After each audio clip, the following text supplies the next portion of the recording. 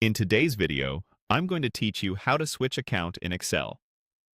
This is especially handy if you move between a work account and a personal account, or if you collaborate with different organizations and need the right access to files and shared folders.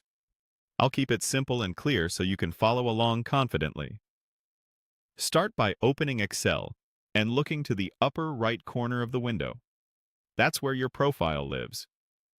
It usually appears as your photo, your initials inside a circle, or a small avatar icon. In Excel for the web, it sits near the Share button. In the desktop app, it's in the same general area at the top right. Go ahead and click that profile. When you do, Excel opens a small panel or menu with your account details. If your window is small or zoomed in, this icon can be easy to miss, so feel free to maximize the window if you need a clearer view. After the profile menu opens, you'll see the accounts that are already connected and available to switch to. These are the accounts you've previously used in this app on this device, and they might be labeled to help you distinguish work from personal. To switch, simply choose the account you want and click it. That's all there is to it. Excel will refresh the session under that account, and you'll notice a few visual cues that confirm the change. The name shown in the top right corner will update, your recent or pinned files may look different, and your OneDrive or SharePoint locations will align with the account you selected.